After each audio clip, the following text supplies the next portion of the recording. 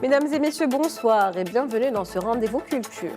Il est des êtres dont la parole ne se contente pas de glisser sur le monde, mais l'imprègne et le transforme. Et nous allons à la rencontre aujourd'hui d'une invitée de cette lignée, née au Maroc et nourrie aux sèves de l'oralité ancestrale avant de s'établir en France. Elle s'est imposée comme une figure de proue de la littérature orale contemporaine, une véritable passeuse de mémoire.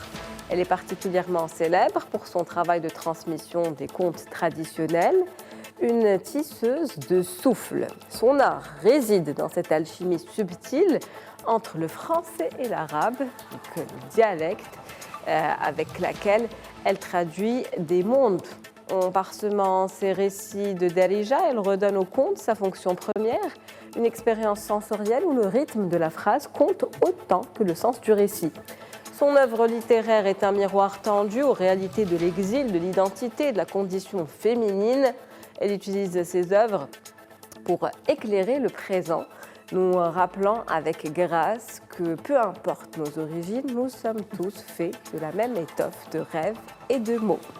Halima Hamdan, bonsoir à vous. Bonsoir. Vous êtes autrice, conteuse et artiste. C'est un plaisir de vous avoir avec nous ce soir. Merci beaucoup pour cette invitation. C'est un honneur. Merci d'avoir accepté un honneur partagé.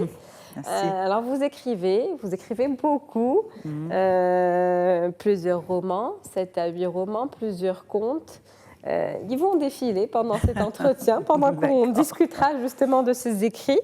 J'ai envie de vous demander tout d'abord, quel est le premier contact que vous avez eu d'abord avec le conte, le rapport que vous avez avec cela, et quand est-ce que cette histoire, cette aventure a commencé?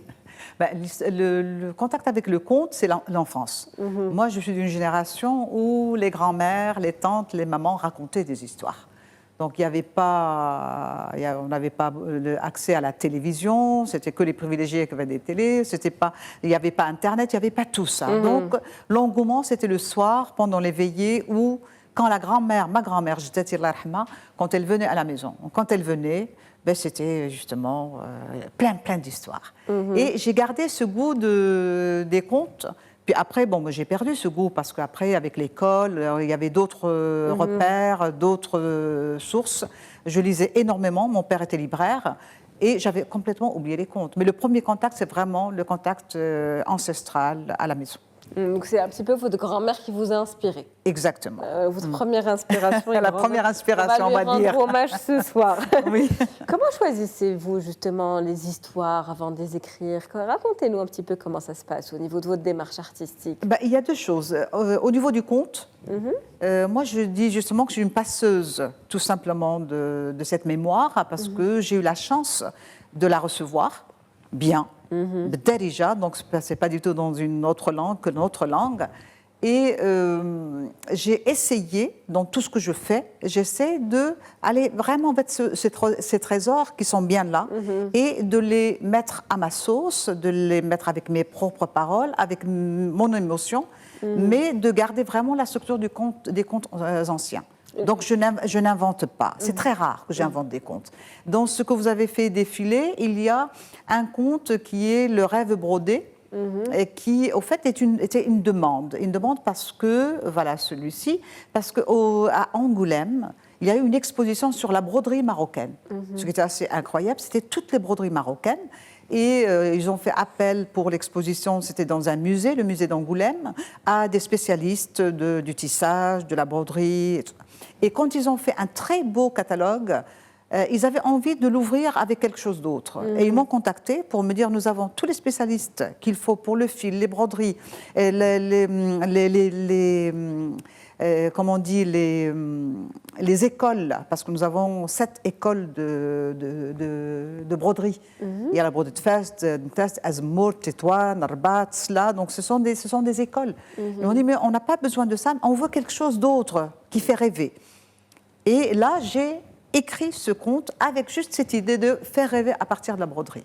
Donc ça, ce n'est pas un conte traditionnel. Mais tous mes autres contes sont issus du patrimoine immatériel marocain. Puisque vous venez justement de cette culture de l'oralité qui prend quand même une place assez importante, comment vous avez pu retranscrire ça par écrit? Est-ce que ça a été difficile ou plutôt libérateur? de retranscrire on va dire cet héritage finalement qui se transmet par voie orale. Mais au fait, c'est arrivé de manière... c'était pas du tout réfléchi ou raisonné, parce que moi, quand j'ai commencé à raconter, c'est parce que j'ai fait une rencontre extraordinaire. Dans la vie, ce sont les rencontres qui sont toujours qui permettent parfois des ouvertures.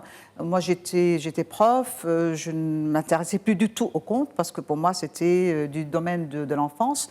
Et j'ai rencontré un conteur français, Henri Gougaud, qui m'a redonné cette envie de raconter des histoires. Mais c'était raconter, c'était vraiment être dans l'oralité, pas du tout dans l'écrit. Et puis cette expérience, elle a commencé par un moment où vous racontez cette histoire en Darija. C'est-à-dire, voilà. Qui n'est pas le Maroc, qui est la France. Exactement. C'est-à-dire que le jour où j'ai dû raconter, comme je n'étais pas prête à raconter une histoire et qu'il m'a mise vraiment devant le fait accompli, tiens, mettez-vous là, racontez-nous une histoire. Les paroles de ma grand-mère se sont imposées. Et donc j'ai commencé par كان يا ما كان حتى كان الحبق والسوسان في كل مكان حتى كان العمى يخيط الكتان وحتى كان الزحاف ينقز الحيطان وحتى كان الطرش يجيب الخبار من مكان لمكان من دين كيطيح الندى كان كيسمعوا. Donc déjà, c'est toute la poétique de justement cette introduction que nous avons, qui est ancestrale, sur le conte. Et c'est vraiment la définition du conte. Donc je l'ai dit en darija, et après j'ai traduit. Il y a ce rythme dans la voix. Voilà, aussi, et c'est ce rythme, et exactement, c'est le conte darija qui me donne le rythme de quand je raconte, parce que je raconte toujours avec les deux langues. Vous mélangez toujours le français et la darija. Le français de darija. Est-ce qu'il y a des mots qui ont une charge émotionnelle en arabe que vous ne pouvez pas retranscrire? Moi, je pense que justement, je vais au feeling. C'est-à-dire que quand j'ai commencé à raconter, je n'écrivais pas les contes. Je me les racontais. C'est comme ça que je travaillais. Jusqu'à présent, je travaille comme ça. C'est-à-dire que je me raconte le conte et les mots arrivent. Les mots en arabe, il y a des mots que je garde, il y a des mots que je remplace. Et c'est vraiment toute une gymnastique, mais vraiment dans la tête. Ce n'est pas du tout écrit. Après, je m'enregistre. Et j'écoute l'enregistrement. Et les premiers temps, pendant des années, je n'ai pas écrit mes contes. Mes contes étaient transmis vraiment de cette manière-là. C'est un moment où, quand j'allais raconter des histoires, les gens me disent « Est-ce qu'on peut retrouver ces contes quelque part ?» En fait, vous aviez besoin de travailler la musicalité Exactement. au niveau du texte. Voilà. Cette musicalité que vous entendez, la retranscrire avec des silences, avec des ponctuations. Exactement. Mais le silence dans le conte est très important. Un silence est lourd de sens, c'est pas que du sens, il rythme, il ponctue, et dans ce moment de silence, c'est le moment où, dans l'histoire, il y a justement le rêve qui prend son élan. Et c'est très important, les silences, quand on raconte des histoires. Et vous évoquez souvent les femmes, notamment les femmes de votre famille. Si vous deviez décrire la chaîne de transmission qui part de votre grand-mère, qui on rend encore une fois hommage sur ce plateau, jusqu'aux nouvelles générations, les plus jeunes aujourd'hui, et puis les lectrices, qu'est-ce que vous nous diriez? Moi, je dirais qu'aujourd'hui, la transmission comme moi je l'ai vécue est plus difficile. Plus difficile parce qu'il n'y a plus justement cet espace de rencontre où justement tout le monde est tranquille et tout le monde est là pour écouter une histoire. C'est vrai. L'histoire, les enfants lisent, ils regardent beaucoup d'images. On a beaucoup d'images, alors que dans le conte, on n'a pas d'images. C'est-à-dire que c'est celui qui écoute l'histoire qui fabrique ses propres images. Et ça, c'est très important. C'est bon pour l'imaginaire. Oui, parce que quand je raconte aux enfants, à un moment donné, j'ai travaillé pendant 10 ans au musée du Quai Branly, j'étais conteuse en tout ce qui concerne le monde arabe. Et parfois, après une histoire, je posais des questions aux enfants. Comment était la princesse? Comment était la maison? Et on n'avait jamais la même description. C'est-à-dire que chacun fabrique son rêve à partir de la parole. Donc c'est ça le conte. Aujourd'hui, il y a déjà trop d'images. On est vraiment envahi par les images. Et le fait de retrouver cette transmission comme ça, je pense qu'il faut vraiment la travailler. Parce qu'aujourd'hui, nous, on s'est un peu éloigné de cette richesse et de ce patrimoine. Alors que dans d'autres cultures, ça revient en force. Par exemple, en France, on raconte beaucoup. On raconte dans les écoles, on raconte dans les médiathèques, on raconte dans les bibliothèques, on raconte dans les théâtres. Et le conte a été remis dans sa place d'éducation comme outil d'éducation. Et par exemple, dans l'école primaire déjà, on fait appel à des conteurs pour qu'ils viennent, pour que les enfants sortent des livres pour dire, mais tiens, il y a une personne qui va raconter, mais elle n'a pas de livre. Pour justement faire travailler l'imaginaire et la créativité comme ça. Oui. Donc aujourd'hui, je pense qu'il faut, nous, qu'on remette le conte au cœur justement de notre éducation, parce que nous avons de quoi faire. Parce que dans chaque conte, il y a des choses, il y a des messages qui sont transmis, des valeurs. Il y a des valeurs, il y a aussi la structure même du conte. Parce que la structure du conte, elle est faite de manière à retenir l'histoire. Parce que même si on ne retient pas tous les mots, on retient le squelette, ce qu'on appelle le squelette, la structure du conte. Et la structure du conte est très importante parce que quand on apprend le conte, on sait qu'il y a une situation initiale, après il y a les protagonistes, après il y a un nœud et puis après il y a la solution. Donc on apprend aussi à l'enfant, quand il se familiarise avec le conte, aussi à choper cette structure et à la pratiquer même dans son quotidien. Oui, même si on lui demande d'écrire une rédaction, la structure du conte, elle est là, elle est très présente. Donc c'est important, bien évidemment. Vous mettez en avant un certain nombre de personnages. Il y a Kulthum, la grande chanteuse égyptienne. Il y a Yasser la Chance. En tout cas, ils sont plusieurs. Je parle de Hadidan aussi, le rusé qui a eu un prix. Qui a eu 3 prix, le prix Grand Atlas, prix du public, prix du jury et prix des jeunes. Moi, je suis au courant pour celui de l'Atlas. Vous m'apprenez le reste. Mais ce qui est intéressant, c'est que Hadidan, c'est un conte populaire que pratiquement tout le monde connaît. Mais on pense le connaître. Mais, on connaît pas, mais tout le monde ne connaît pas vraiment l'histoire de Hadidan. On le redécouvre. Oui, parce qu'à la télévision, il y a eu un musalsal. Mais ce n'était pas l'Hadidan du conte, c'était un Hadidan qui était autrement. Et là, c'est vraiment le conte traditionnel. Et ça m'a fait vraiment très plaisir qu'il rencontre du succès parce qu'on revient à une valeur sûre. C'est comme vous avez passé tout à l'heure Boulboul Jarada. C'est aussi un conte traditionnel, celui-là, Boulboul Jarada, on appelle Jarada ou Bortal. Ou là, Boulboul Jarada, qui est aussi un conte ancré dans la tradition et qu'on retrouve pratiquement dans toutes les régions du Maroc. Donc, pour moi, c'est vraiment une manière de nous récupérer tout simplement notre patrimoine. Et de préserver aussi et de le préserver, effectivement. Et de le préserver. Après, il y a aussi d'autres romans, bien évidemment, Tuisa, le chaos de la liberté, n'est-ce pas? Je parle sous votre contrôle. Voilà, Laissez-moi parler. Vous avez également un coffret. C'est-à-dire que là, on est Laissez-moi parler est mon premier roman.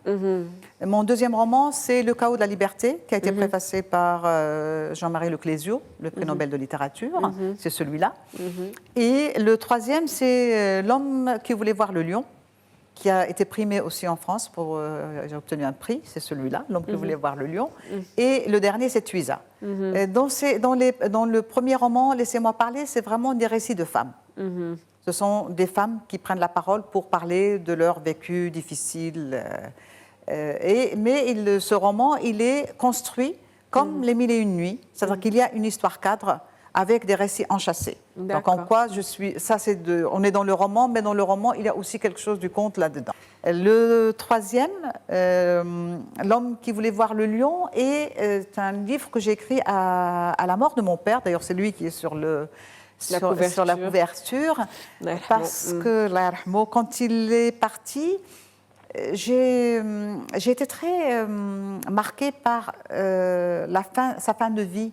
Il est tombé malade et il était dans une clinique et c'était l'Aïd. Et avec mes beaux-frères, nous sommes allés le chercher parce qu'on nous avons demandé 3 jours de répit pour qu'il soit avec nous. Et on lui dit, mais avant d'aller à la maison, comme c'était quelqu'un de très actif, et on lui dit, bon, au lieu d'aller directement à la maison, où est-ce que tu veux aller? Et j'ai un beau-frère qui dit, on va l'emmener à la mosquée parce que Rajl Moumen ou Radibrin ndou le jama. Et mon autre beau-frère dit non, il adore la mer, ndou le bahar, il chouf le bahar. Mais il est là, il nous écoute, on va lui poser la question. Où est-ce que tu veux aller? À la maison. Non, non. Je veux aller voir le lion. Quel lion? Quel parce qu'au zoo. D'accord. Et on l'a emmené au zoo. D'accord. On l'a installé devant la cage du lion et il est resté plus d'1 heure à regarder le lion. Et j'ai trouvé ça juste incroyable. Extraordinaire. Il est mort quelques semaines plus tard. Et c'est ça qui m'a... j'avais envie de raconter un petit peu son parcours. C'est pour ça que c'est l'homme qui voulait voir le lion, parce qu'il voulait vraiment voir un lion vrai. On va finir sur Tuisa très rapidement. D'accord, très bien. Très rapidement, vous avez donné la parole à 5 gardiens. Voilà, Tuisa, c'est justement... ce sont 5 gardiens qui sont les gardiennes de 5 maisons, de 5 maisons de gens qui sont justement, qui ont réussi, on va dire, dans leur vie, et qui ont des maisons, et dans chaque maison, il y a un gardien. Et les gardiens, ils sont là, ils se connaissent très bien, ils connaissent les habitants des maisons, et tous les dimanches, après, quand tous les propriétaires sont chez eux tranquilles, les gardiens se retrouvent pour partager un repas, mais au fait, ils partagent surtout les ragots. Mais ce qui est marquant dans ce Tuisa, c'est que j'avais envie de parler du conte. Vous voyez, je suis toujours entre mes deux coups de cœur. Absolument. Et donc, parmi les gardiens, j'ai mis un conteur. C'est un gardien qui a été éduqué par les histoires que lui racontait sa grand-mère. Et à un moment, il se rend compte de l'importance de la parole, l'importance du conte, et il va développer ça pour aider les autres. C'est-à-dire, il a un cœur tellement généreux, vraiment un cœur en or, et il sait qu'il a des trésors, et c'est des contes qu'il va raconter dans des moments spécifiques. Il peut raconter, c'est pas pour raconter à tout le monde. Lui, parfois, quand il y a un des gardiens ou même un des propriétaires qui a un problème, il va venir lui dire: et si je te racontais une histoire? Et l'histoire qu'il lui raconte, l'autre, elle le touche parce que c'est souvent par rapport à une situation qu'il vit. Et donc, c'est juste pour dire que le conte est nourricier. Il est nourricier, et on peut justement avoir des contes tout le long de la vie. On peut toujours puiser dans ce patrimoine qui est aussi bien pour éduquer que pour passer des bons moments.